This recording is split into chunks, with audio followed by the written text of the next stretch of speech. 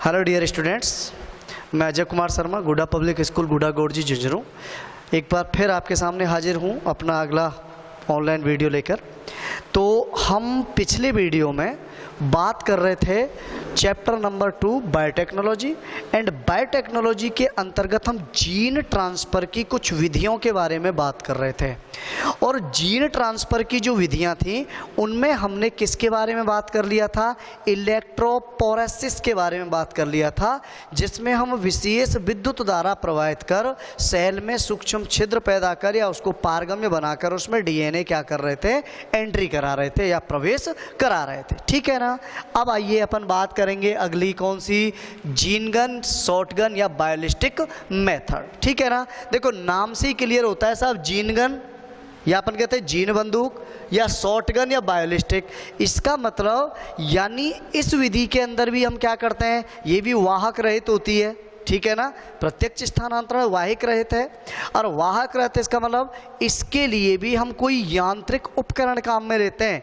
और इस विधि को हमने शॉटगन या जीनगन विधि नाम क्यों दिया? ये डायग्राम तुम्हें दिखाई दे रहा है, ये डायग्राम एक तरह से क्या है? बंदूक जैसा होता है। ठीक है ना। और जिस तरह से बंदूक काम करती है, एक पिस्टल या गन काम करती है, सेम उसी प्रोसीजर पर ये काम करता है। इसलिए हम इसको क्या नाम दे देते हैं? जीन गन विधि नाम दे देते हैं। ठीक है ना। चलिए, इस विधि के लिए हमें सबसे पहले क्या करना होता है? सब कुछ उपकरण चाहिए होते हैं। तो देखो ये रहा हमारा उपकरण, जिनमें हमें सबसे पहले क्या चाहिए? टारगेट सेल, यानी जिस कोशिका के अंदर हमें किसी स्रोत, दूसरे स्रोत से प्राप्त जीन या डीएनए एंट्री करना है। ठीक है ना। तो वो सेल चाहिए जिसको हम क्या कहते हैं? Target sell. अगला हमें ये उपकरण चाहिए होता है। देखो इस उपकरण में क्या होता है? ये जो स्थान दिखाई दे रहा है इसको हम बोलते हैं सेफ्टी पिन।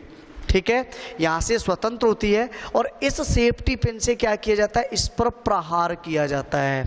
ठीक है। और इस पर प्रहार किया जाता है, इसको हम क्या बोलते हैं? रप्चर डिस्क कहते हैं। ठीक है ना। और रप्चर डिस्क, या इसको हिंदी में क्या बोल देते हैं? संपूर्ण डिस्क कह देते हैं।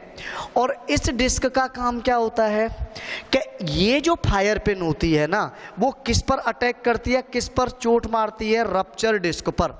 और इस डिस्क पर जैसे ही स्रोत ये क्या करती है? चोट मारती है, ये प्लेट या डिस्क इससे विशेष प्रकार की वेव, एक तेज प्रवाह के साथ ये आगे बढ़ता है। ठीक है ना। और इसके द्वारा विशेष वेव पैदा होती है, तरंग। और ये तरंग, या अपन कह सकते हैं एक बहुत भयंकर आघात वाले या चोट या प्रहार वाली तरंगें। और वो प्रहार सीधा किस पर काम करता है साहब? देखो एक होता है मैक्रो प्रोजेक्टाइल, याद रखना ये प्लास्टिक या नायलॉन से बना हुआ होता है, ये चीज़ ध्यान रखना। ठीक है। नायलॉन झिल्ली हो सकती है या प्लास्टिक झिल्ली, जिसकी वजह से ये एक बना हुआ होता है, या एक झिल्ली या मेम्ब्रेन टाइप का होता है, जिसको मैक्रो प्रोजेक्टाइल कहते हैं, या नायलॉन मैक्रो प्रोजेक्टाइल कहते हैं। और इस नायलॉन मैक्रो प्रोजेक्टाइल के जस्ट आगे हम किसको रखते हैं? Micro projectile. अब हम बात करेंगे कि आखिर ये माइक्रो प्रोजेक्टाइल होता क्या है।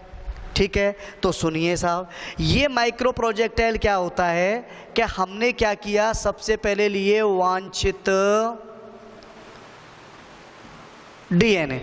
क्या लिया हमने? वांछित डीएनए लिया। और इस वांछित डीएनए को हमने क्या किया? एक विशेष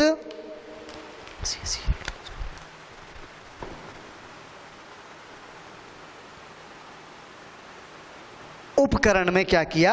डाल दिया। ठीक है ना। अब देखो इस उपकरण में हमने ये वांछित डीएनए डाल दिया, डाला। ठीक है। ये क्या है? अपना वांछित डीएनए। अब इस के अंदर ही हमने क्या किया कि कुछ छोटी छोटी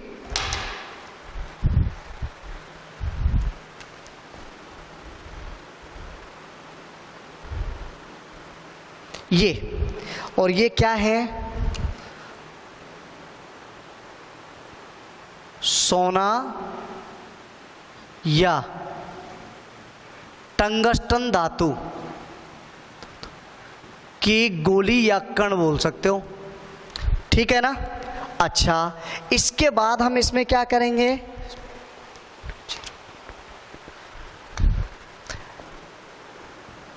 एक विशेष द्रव भरते हैं, ठीक है ना। और इस द्रव में क्या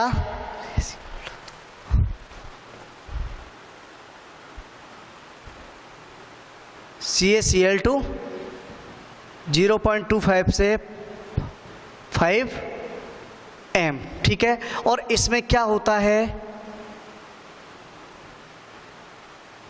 स्पर्मिडिन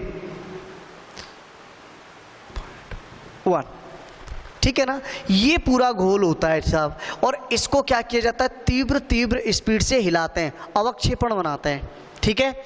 अब तुम्हें पता है कि जब हम इसको तीव्र दर से गोलते हैं तो ये क्या होता है साहब, ये विशेष आवेश के चलते हुए ये जो डीएनए कण है ना, ये जो डीएनए है ये सीधा क्या करेंगे, इन कण के पास जाते हैं और इनके ऊपर क्या होंगे,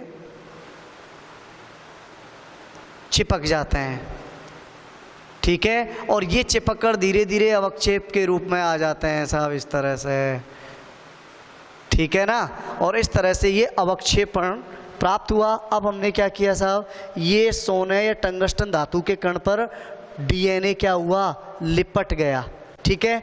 और डीएनए जब इन सोने या टंगस्टन के धातु के कणों पर लिपट जाता है तो उसी को हम क्या कहते हैं, माइक्रो प्रोजेक्टाइल।